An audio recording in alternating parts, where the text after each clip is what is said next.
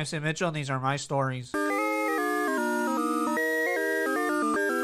folks, I'm having a good day today, and let me first welcome you to Autism Rocks and Rolls. Now before we begin, I must note that I am not a doctor or psychiatrist. If you're starting to diagnosed with autism, please see a physician. I always be based on my experiences. As to know the right to the intro and outro, they are found at ytmp3.com. I also have a mission statement I'd like to review with all of you. The mission of Autism Rocks and Rolls is to take the negative stigma off of autism and other conditions that many think are disabilities. People on the spectrum are not broken and do not need to be fixed. Those who have conditions or abilities are not to be pitied. There's nothing to be sorry about. I also have some people I'd like to thank. First, I want to thank Tommy Stevens, who was my previous guest on my show, and C223, Rock Your Appetite with Tommy Stevens, more information. But what a great person. Thank you, Tommy. I had a great time talking to you. I traveled to Bloomington, Indiana on Tuesday and presented a check to Stone Belt. We adore Stone Belt and the work they do to promote success in all people. I appreciate Penny Sims setting this up. We value the work you and your business do. The Reimagining Success panel I mentioned before is now available. Check it out on YouTube for sure. I also gave a speech at River Birch Elementary.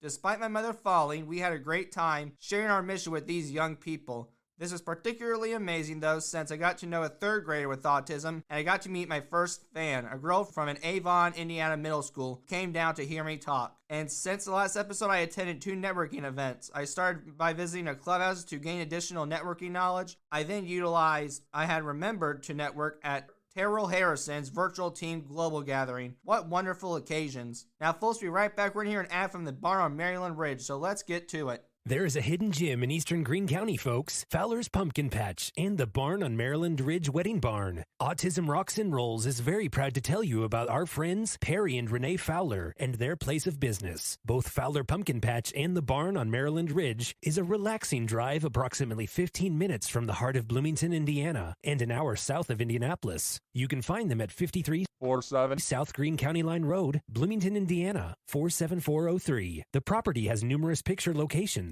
including several rolling fields, antique tractors, red and rustic barns, trees, and much more. Customized wedding packages are offered on their website. The surrounding area also provides several hotels in which to have your guests stay for your destination wedding. Also, Fowler's Pumpkin Patch is a family-owned and operated seasonal pumpkin patch. It's the perfect place to take your family for some fall fun. Enjoy picking out pumpkins, hay rides, a corn maze, and a petting zoo. Call the Fowlers today at 812-327-4895 or 812-325-6022. All right, folks, we're back, and yes, if you check them out, you'll definitely hear the words "I do" at this wedding barn. Now, today's episode will be a very unique one and very different from the previous ones that you have all heard, because today we're going to discuss the arcade. And I'm not talking about the arcade that you go to at the fair or carnivals. No, I'm talking about the amusement center arcades where you take kids to go play games and maybe jump on some bouncy houses. But these games mean a lot to the autism world because they're saying something. They're trying to help each other out. There's elements to the game that sometimes I think people take for granted that is hard for those on the spectrum to either comprehend or deal with, because there's so much part in the game that it's overwhelming sometimes, and I don't think people realize that, and I think that's why this topic needs to be brought today. The definition of an arcade is it is a place where individuals can play arcade games such as coin-operated air hockey, or billiard tables, or electromechanical games, redemption games, or arcade video games, and each one of these games has their own unique trait to it and has their own twist, but the games are both very hard to do and sometimes easy to do, but it's also hard to cope with the mechanics, and sometimes the mechanics are enjoyable, but it all depends on the child and how they operate with the arcade and how they feel about it as an individual. I think this place has autism inside of it because not only are the mechanics part of it, but you feel every emotion in the venue from happiness to sadness. When they go to the arcade, it has a different emotion. Some go because they're mad trying to get off. Some go and be happy, which is what you see in most kids, but then there are some who go to the arcade and you hear a baby crying or a toddler throwing a tantrum because of something happening. So each time parents feel an emotion too, where they want to help the child calm down, where they want the child to be happy and get all the tickets, and they do, and everyone's celebrating. They're all different emotions at the arcade. It's one emotion whirlpool coming together. Now, I would like to discuss the history of the arcade to tell you all what it was about. So according to Kyle Rabb, the history of the arcade begins in the 1910s when carnival games such as ring toss and test of strength were starting to rise on the surface. In 1920, amusement parks came up with the idea to try to create electronic arcade games, and they provide the atmosphere and the games. It was a success because it gained a huge attraction. It grew even bigger in 1966 because Sega introduced an electronic mechanical game called Periscope. It grew attention not only in the United States, but also grew attraction in Japan and Europe. Then in 1978, Taito Space Invaders came out, and it became the first blockbuster arcade game. What followed was the legendary games that became popular, such as Pac-Man, Donkey Kong, Defender, and etc. By 1981, the arcade industry was worth $8 billion. These games became so popular that people started to build places just for these games. Some of the chains include Dave & Buster's, Gaddy's Pizza, Chuck E. Cheese's, and many more. Unfortunately, while they still exist, the worth is low because it went from being $8 billion to being $2.1 billion in 2017. This is autism because it is hard for us to get off a high and go down to a low. Because when we're on the high, we're just starting, we're rising to the occasion, but we feel pretty bad when we have to go back to the low and go down the hill because we feel at the mountain peak, we've reached our high point. Now we have to start over? Come on, that's not fair. Why do we have to start over? And it is hard to do, but I think the more we climb, the easier it is to not break a sweat on the mountain. I also think this place can be a perfect opportunity to test our boundaries. Some of those boundaries include our sensory noises in C123, sensitive feelings, because let's be honest, you're going to hear tons of noises. You're going to hear ding, ding, ding, ding, boing, boing, boing. Are you ready to play? Pull the handle, spin the wheel. I mean, you'll hear every noise you can think of. So if you want to go to the arcade so much, though, this is a perfect opportunity for you to hop over your sensory noise barrier and see if you can try to be okay in the arcade game. And if not, you just can't go. But if you can, that's a great step. It's a great place for you to try and see that, is it doable for me to go in the arcade? Because it's definitely going to depend on if it's too much or not, depending on how you behave and how you act and how you handle it. Some do handle it. If you do, great, then it's a great place. You just took a step to having a great time. But if you don't, then that's okay too. There are other places that have less sensory noises. So definitely I would say try it out because you don't know how bad the sensory noise is unless you attempt to go in the arcade and see what distractions might help you out. Our next boundary you can test is our social and conversing skills in C1115, conversation operation, for more information. But this is a great challenge to test too because most parents who take their children to arcades are good parents. And most of the kids who go are good kids. I'm just trying to say if you talk to the right person, it might be an opportunity for you to test out the waters and see how well you do socialize and converse. And if you're not good at it, try to improve because no one will be mad at you. No one will get really, really upset. They might walk away, but they're not going to get frustrated to where, Mom, this guy being mean to me. It's not going to be like that. And it's definitely worth a shot to see if you might try to make a friend because you're at a good place where you can. There's no harm in trying. I know some don't like to socialize, but let's be real here. What's the point of going to the arcade sometimes if you don't have a friend that's not family? Our next boundary we can work on is our flexibility because you're not the only one who goes to the arcade. There are other children who go to the arcade. And sometimes those children are going to interact with your schedule and unintentionally crack the safe. Not because they're trying to harm you or trying to make you mad, but they're just doing it and they're being a kid. And I don't mean in a mean way, I just mean in the way where they're playing your game that you start with every time. They're sliding down the slide. They're going the way you don't want them to. They're trying to be a kid and they may not see what they're doing wrong. Honestly, I hate to say this, but they're not the problem. You're the problem with that. So in the arcade, yes, you do have to be flexible and try something new each time. And I know it's hard when you set up the structured routine each time. This is a place where you can challenge yourself to be flexible because there's so much other distractions and so much other great games and great food that you won't even remember you had this structured routine. It will go in the trash. I know that from experience because I didn't want to break my routine when I went to the arcade game. I always had a starting game, but I had to learn not to start with it each time so I could not only enjoy the time I had in the arcade, but enjoy my childhood and enjoy a great part of it was the arcade because I was flexible and I was A-okay with it and I wasn't comfortable, but I managed it. The final skill we can learn is math and numbers. And as much as I admit that I do not like math, and as much as I hate the teacher when they say math is used everywhere, they're not lying. There's math in my job. There's math in probably even my mother's job that she has to do sometimes. but it's used. And in the arcade, it is used too because there's numbers in the arcade game with the tickets. You can only have this amount of much tickets in order to get this prize. And sometimes it's hard for a child to learn that, but the arcade is a great place to learn that you have to pay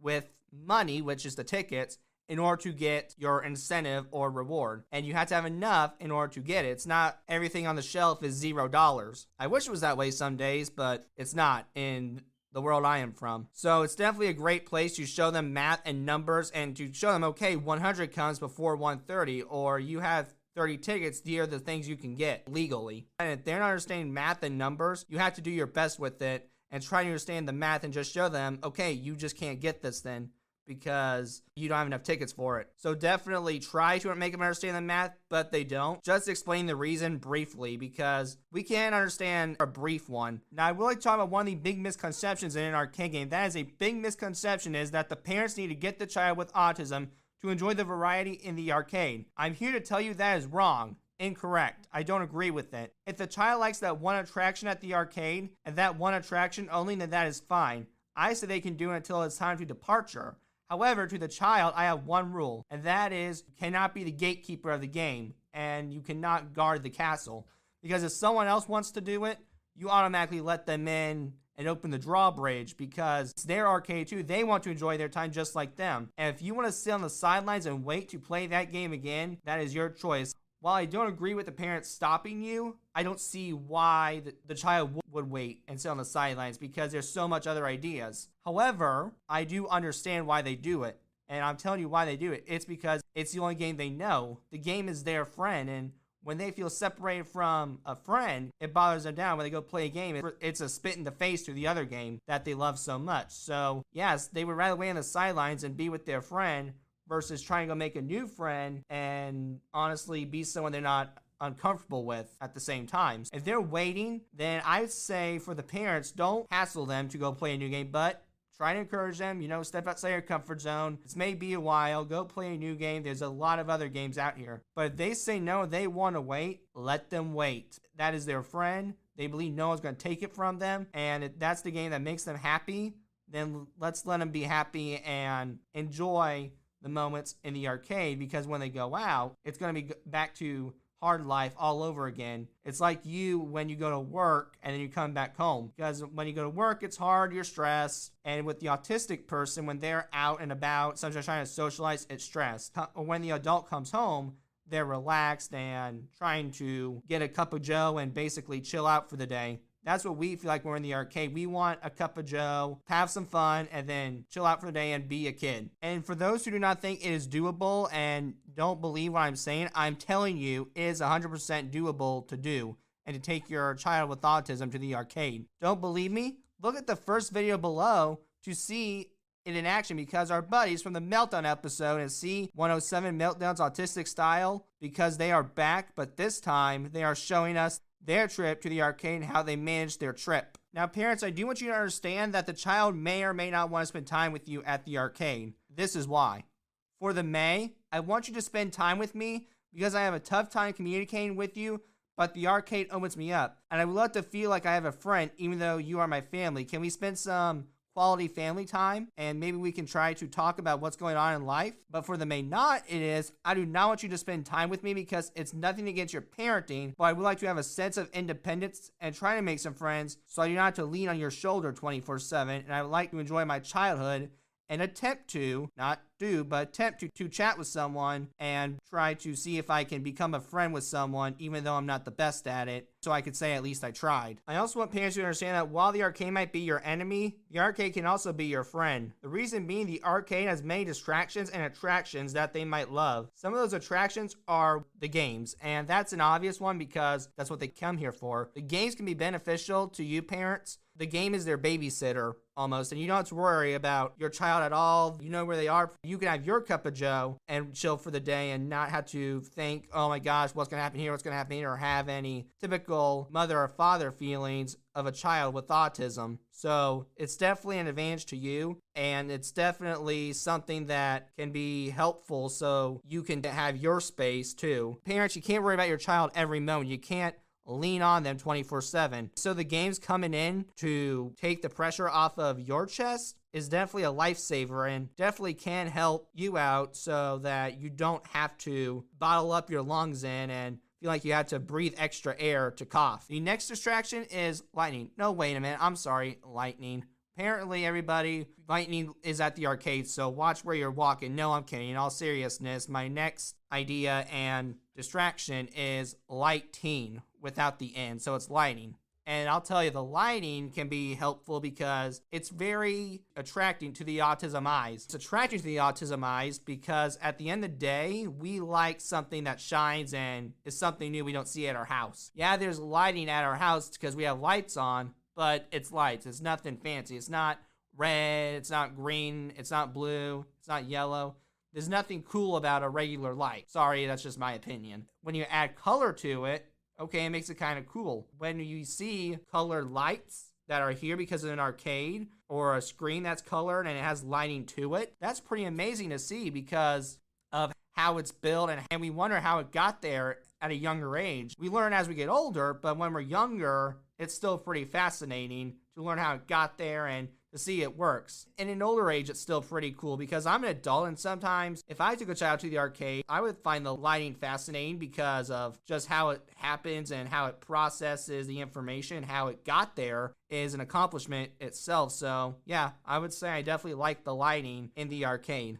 It's not just the lighting, because our third distraction is the colors, because the colors on the screen, the colors that match, and it's just working it together makes the arcade kind of pretty, where you get the cozy jacuzzi feeling. The final distraction that might work, and this is the most helpful, is the structure. Because I remember when I went to the arcade, I remember loving the structure and getting it. The adults pay, you enter, you play games, you go to the ticket eater or the person that counts the tickets, and you get your prizes and you leave. That's pretty much the structure of the arcade. And that structure is so straightforward. I loved it so much because it made sense, one, and it was logical.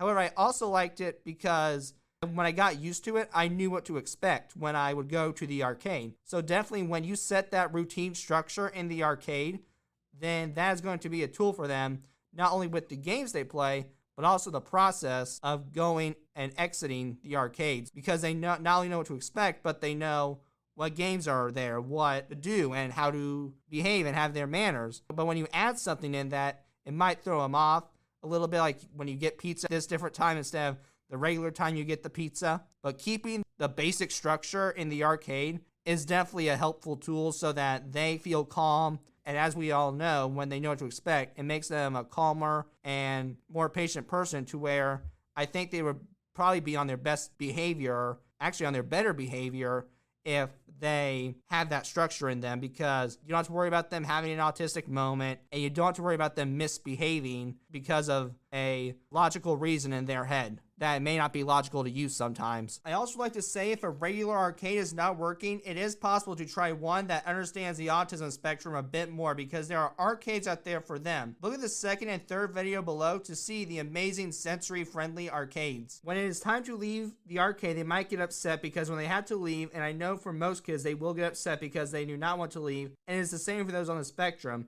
but it can be more severe because they feel like they are enjoying themselves, and those on the spectrum go through lots of challenging times. So now you are taking something that we enjoy. It's almost like saying goodbye to a friend that we may not see for a long time. I know as a high-functioning level autistic person that all good things must come to an end, but someone else on the lower end on the spectrum may not get that. So it is likely a child on the spectrum might get aggressive. If they do, then I think for your safety, they do not come back. And it's true. I think it's happened to me. I was very aggressive at a point when I watched pro wrestling. I had to get taken away from me, from my own safety and my parents' safety. And it wasn't the best time. And it's the same with the arcade. You may not be able to go back because of the aggressiveness. And I want the parents to know it's not their fault. They didn't do anything wrong. My mom, by taking away from me, wasn't her fault. Them, you taking away the arcade is not your fault. They didn't do anything.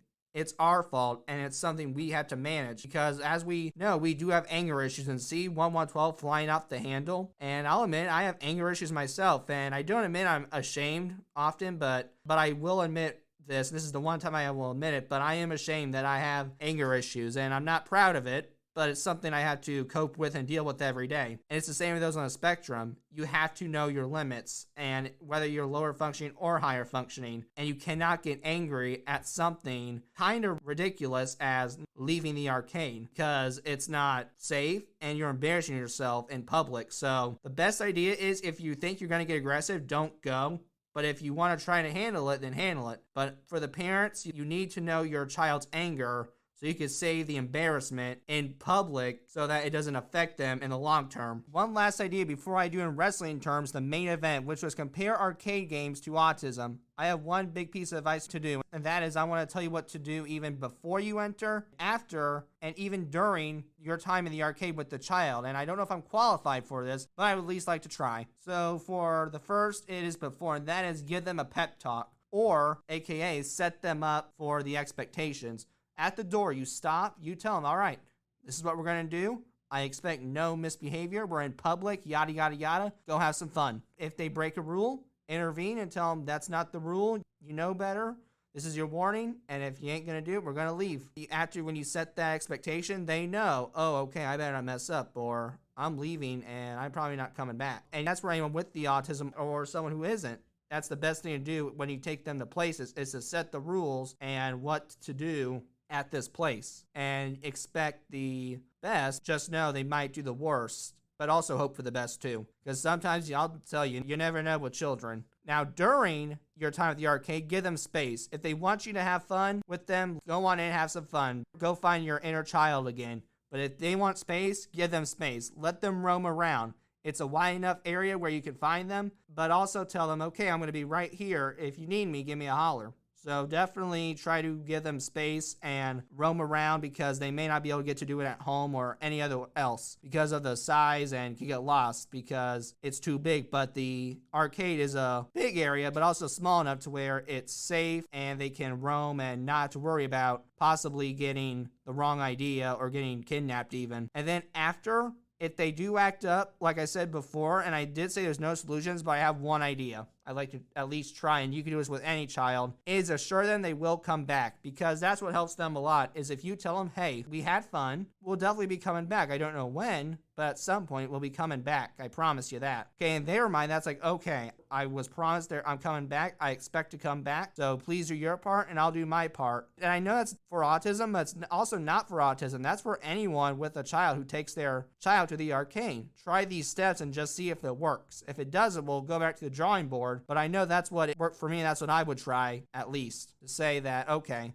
I did the appropriate response. Now I'm going to have to try something else to get a little creative. It is now main event time, as they say, so I guess I got to celebrate with, oh, oh, oh, oh, oh, oh, oh, oh, oh, oh, oh, oh, oh. Sorry, I got a little excited there. But anyway, what I will now do is compare some old arcade games that parents probably played back in their heyday, and some arcade games that exist in amusement centers today to autism, and how it can be relatable. We will kick off the list with from the old to new, and our first game to kick the show is Metal Slug. It is a run-and-gun video game franchise from Japan.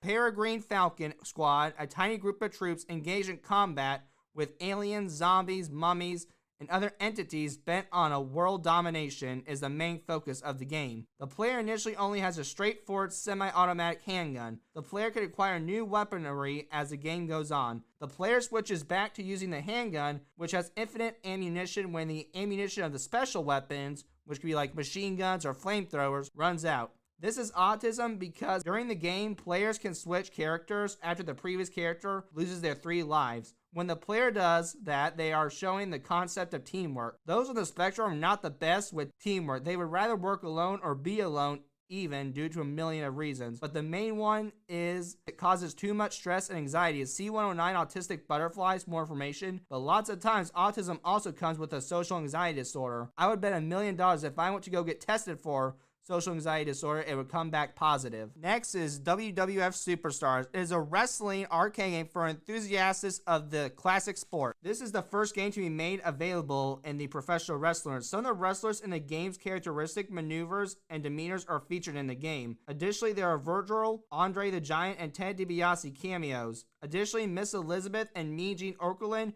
make an appearance. The player's preferred team enters the arena prior to the first match using the ring cart seen in WrestleManias 3 and 6 to create a tag team. Players choose 2 wrestlers between Hulk Hogan, Macho Man Randy Savage, the Ultimate Warrior, Big Boss Man, Hacksaw Jim Duggan, and the Honky Tonk Man. After 3 victories, competitors are given the opportunity to face Ted DiBiase and Andre the Giant, also known as the Megabucks, in the championship event. In the event that the player prevails in the title contest, a newspaper headline announcing the tag team as champions is displayed. As we know from previous episodes, see 154 to 158, the WWE specials. Professional wrestling represents autism, but the game is autism due to the variety of characters that exist. Each character has their own twist, and like them, everyone has their own twist to them, whether they are on the spectrum or not. It is important for everyone to embrace their differences and to find that one trait that makes them stand out from others around and not around them. Now, folks, we'll be right back. We're going to hear an ad from Bobcat, Ellisville, Indiana. So let's get to it. Are you wanting to do construction in your life? If so, Bobcat at Ellisville, Indiana is the place for you to work. For 60 years, Bob Curl and the other 6 locations have been offered as a resource to construction equipment and sales. They can provide you with Bobcat equipment, Cronkite trailers,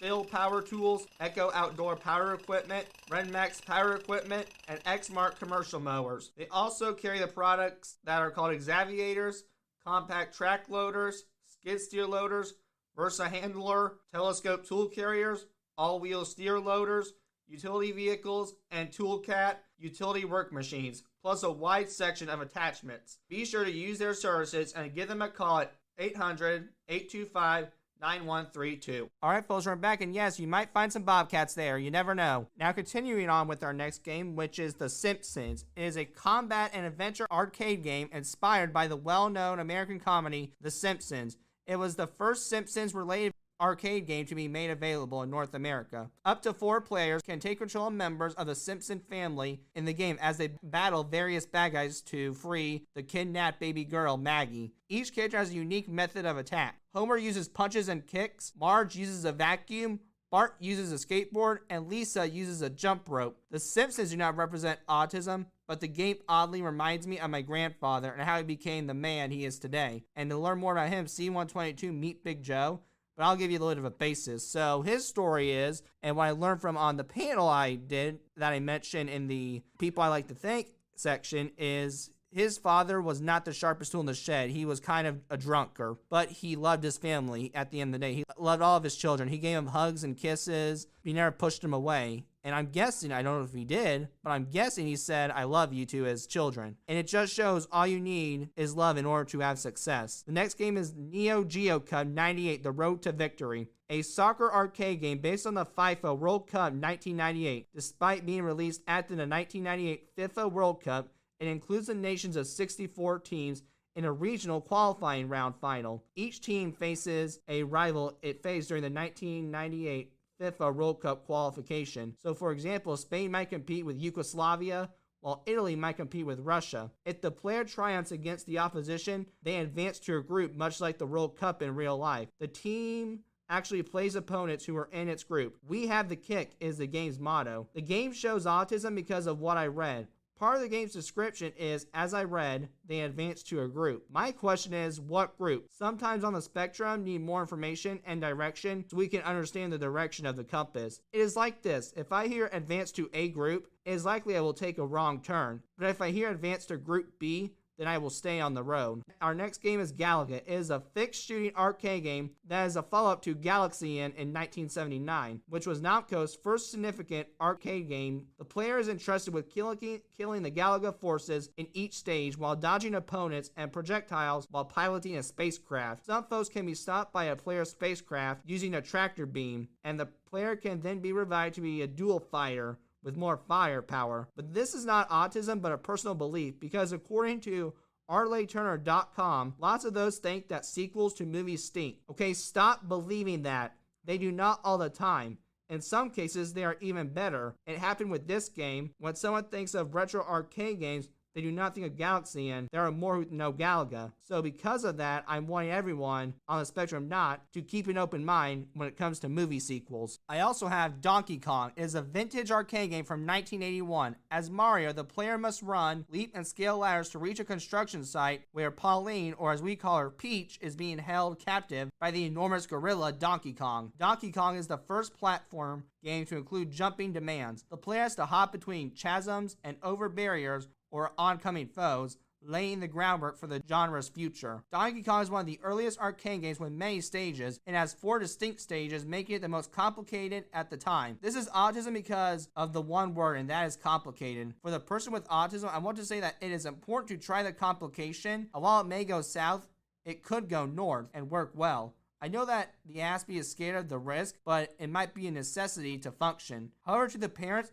it is important to understand that they should get a medal for trying to attempt a hard part of functioning. If they accomplish a task, then great. But if they do not, parents, do not sweat it, because in the year 2022, there are sources that can either help or provide what your child needs in order to function. It is not the biggest deal alive if they never touch a steering wheel or a mop. Our next game is Mario Bros. It is a 1983 vintage arcade game. Mario and Luigi, 2 Italian plumber twin brother, kill animals that emerge from the sewers by flipping them over and kicking them away. To win the game, the player must defeat every enemy in each phase. Running and jumping are the sole moves in the Mario Bros. Players cannot leap on adversaries and squish them, unlike in later Mario games, unless they are already on their backs. Each phase consists of a sequence of platforms with pipes at each screen corner and a POW block in the middle. When a player hits the POW block from below, all adversaries touch a platform or the floor are turned around. It has a 3-use limit before it expires. Players have the opportunity to earn more points during bonus rounds by collecting coins within a set amount of time. Each bonus round, POW block fills by itself at the beginning. Up till the player runs out of lives, the game continues. This game represents autism because it seems like Mario Bros.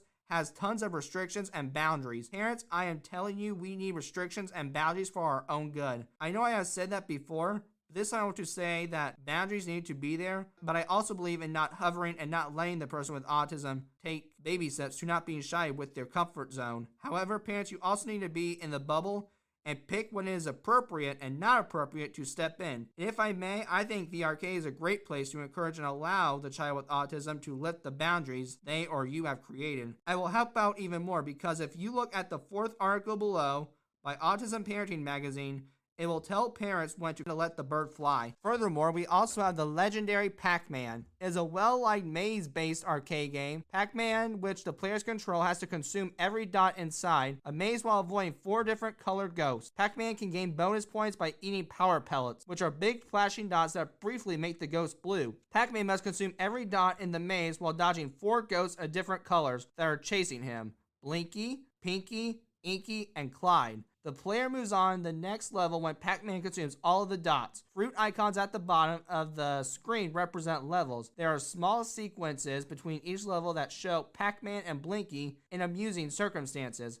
Pac-Man will lose a life if he is grabbed by a ghost. The game is over after all lives have been lost. As the player advances, the game gets harder since the ghosts move quicker and the Energizer effects last for shorter periods of time. This is autism for 2 reasons. The first reason is, in this game, players have to be quick on their feet and think fast. Some of those on the spectrum have the pinball brain and C111 pinball action where they think fast, but I would bet money that those with a pinball brain would rock out Pac-Man. The other reason is the game itself is very complex, because for the longest time, I thought Pac-Man was the bad guy and the ghosts were the good guy. The reason why I thought that is it seemed like I thought Pac-Man was the bad guy and he was the one taking all the dots while the ghosts are trying to save the dots. And I did state earlier what parents do to help in not giving enough details, because that's what Pac-Man did. It didn't give enough details. So now I'm going to tell you what happens on the bad side if we don't get enough details. The bad side consists of us panicking and trying to figure it out, which I'm not saying is bad all the time, but sometimes parents are making us play Mission Impossible. Mission Impossible is basically a game where you try to make us do something and it's not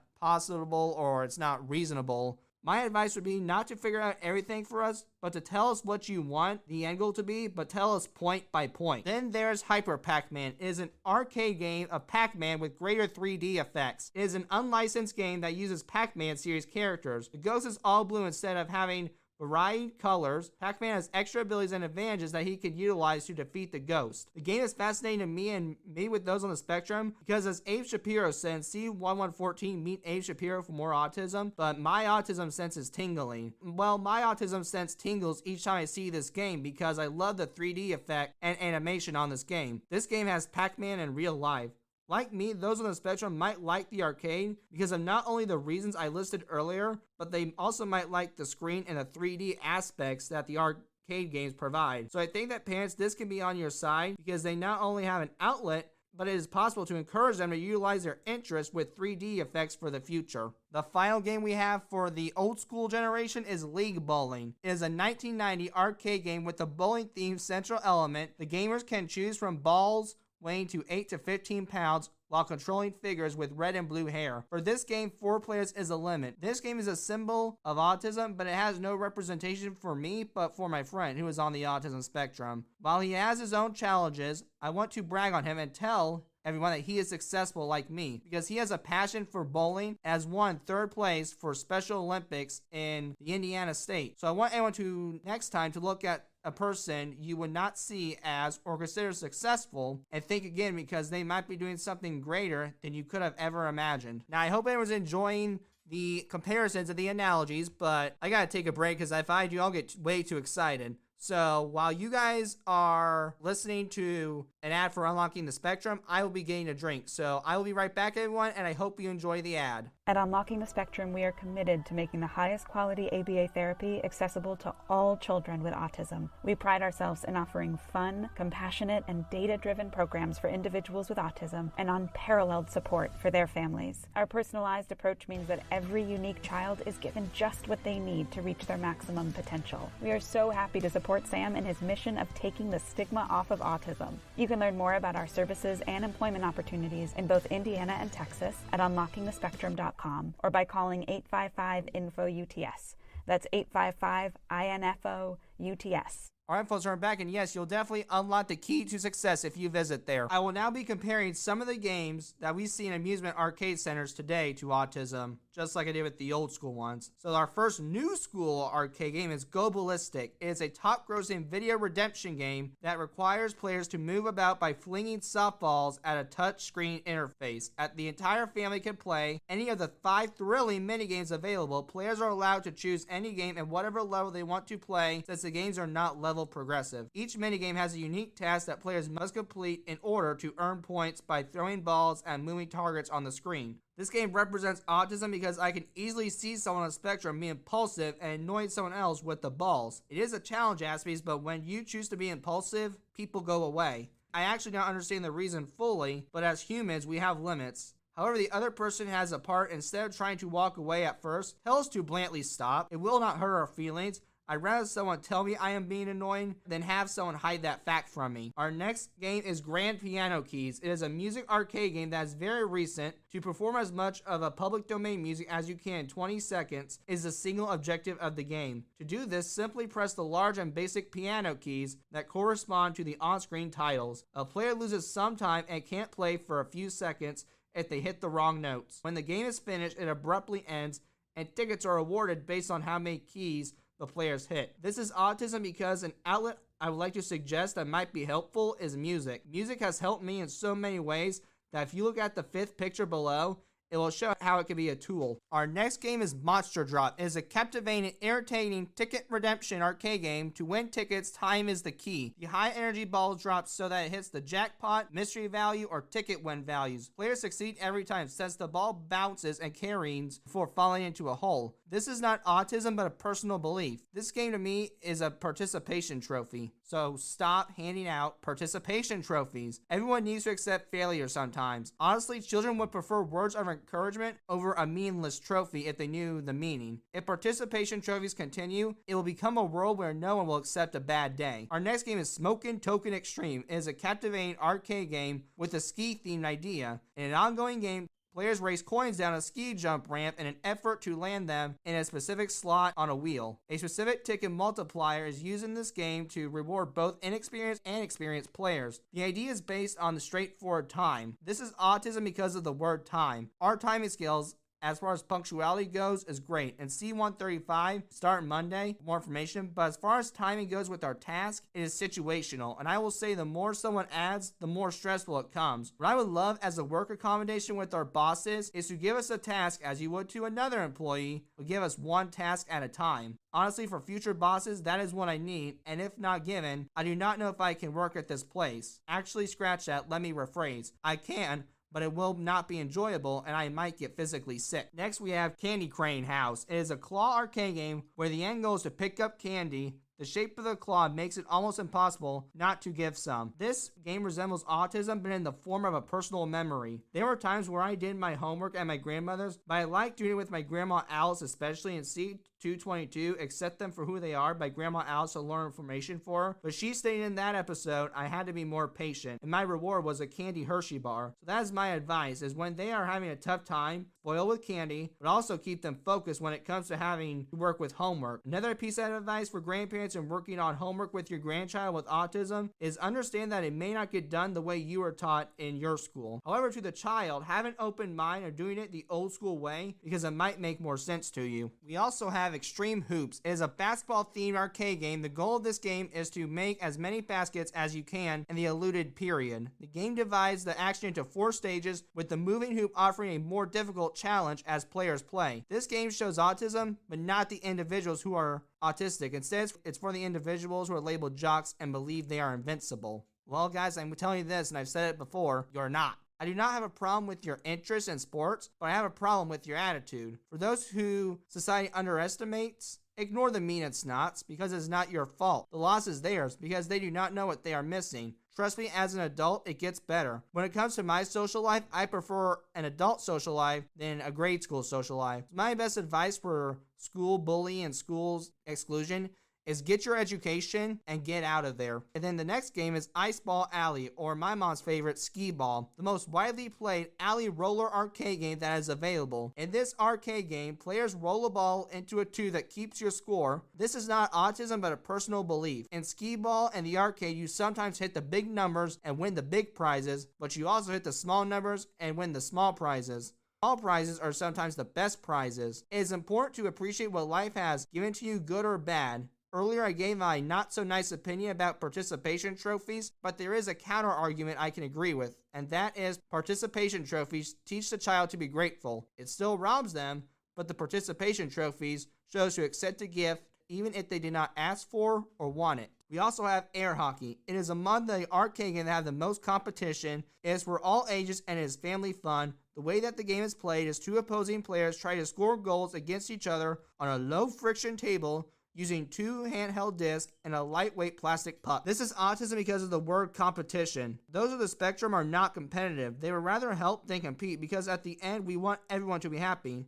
And nobody is happy when they lose. We hate man versus man because for those on the spectrum, it is man versus self. Next is my personal favorite, Fruit Ninja. It is a classic arcade game from 2010. In Fruit Ninja, the player uses a touchscreen control blade to slice fruit. The player attempts to split the fruit into 2 when it is tossed onto the screen by swiping their fingers across it in the direction of a slicing motion. Players can use additional fingers to slice numerous fruits at once and receive bonus points for doing so. These slices are referred to as combos. People who play must slice every fruit. If 3 cumulative fruits are missed, the game is over. However, if a player has lost at least 1 life and reaches scores that are multiples of 100, they will receive an additional life. The players can also end the game by slicing bombs that are occasionally thrown onto the screen. This is autism because I have promoted this before and I'm not going to stop. But put your child with autism in Taekwondo or try a martial art. It really shaped me up. And see 129, a black belt's journey for more information. But I can never thank them for showing me respect and creating a place where I felt like I could be myself when I constantly felt on edge. I have thanked them before, but not for that reason. And to show my gratitude, I will use this noise that is heard on Fruit Ninja. Alright, now that you heard noise, it's time for you to hear an ad because we will now be hearing from our sponsor, Great White Smoke. So let's get to it. In the town of Bloomington, Indiana, you can find the best barbecue meat at Great White Smoke. Owned by Dave White, Great White Smoke offers meat catering for events such as weddings and birthday parties. They've won awards such as the 2021 #1 food truck in America Grand Champion and the 2019 Kentuckiana Barbecue Pitmasters King of the Q. If you are looking for someone to cook meat for your event, then Dave is your guy. Book them for your next event at 812-229-7571. You can drop them an email on their contact page as well. Alright, everyone, we're back, and you definitely won't be hearing smoke on the water, but smoke on the grill, because there is definitely some good meat on that grill. Our next game we have is Deal or No Deal and Wheel of Fortune, and they are combo because they are two separate arcade games that are based on the American game shows Deal or No Deal and Wheel of Fortune. Both of these games represent autism because they are both game shows, and I think someone on the spectrum would rock as a game show host. The reasons why we rock as a game show host is, one, it involves structure, so we could do our job in and out just like that. And we are very personable with people, so even though we don't come across as it sometimes, we can be. And I think we'd also be a great game show host because we like game shows and we would understand and we could explain the rules of the game where they would understand it. You would definitely be a great game show host because you become personable and the structure would make sense in our head, and we would love to share the structure around the world globally. And our final game is the Big Bass Pro Wheel. This is my dad's favorite game. It is a wheel-based arcade game with the focus on fishing. In the game, the goal is to spin the wheel by pulling the handle. To win a prize, you must exert lots of strength. The jackpot spin is when someone gets the jackpot and gets to spin once more. There are 4 to 1,000 tickets available. This is autism because of the fishing theme. And I give props to this organization last year, but I'm going to give it another prop. So I'm going to give props to the organization Cast for Kids. Allows those with a disability to enjoy a fishing trip in a disability-free environment. And I do not mean that in a negative way. This organization ignores what they cannot do. It gives them a chance to shine and catch the big one. Look at the Sticks website below to learn more about Cast for Kids. Before I go, I want to know, what was your favorite arcade game to play when you were a child? Or if you are a child, what is your favorite arcade game to play? Tell me at info@autismrocksandrolls.com and you will win a free t-shirt. To conclude, the arcade can be a scary place for us, but it also has fulfillment and understanding in this fun and challenging place. There has been great debate if video games are helpful, but I cannot argue with arcade games. This place has so many opportunities to step off the diving board, while even having a free space to not only roam, but to have our quirks without being judged. It is not only a place where a kid can be a kid, but it is a place that can be more fun if the child and parent are willing to listen to the games. So to end, let's all pull the handle and spin the wheel and see if the wheel will land on the arcade working or not working. Well, folks, I think that'll be all for us today, and hope you learned some about the arcade. And I want you right now to find your nearest arcade and see if you can have some fun in there. Thanks for joining me for this episode. Please tune in for another episode coming in very soon. I hope you enjoyed listening to me ramble. Thank you very much.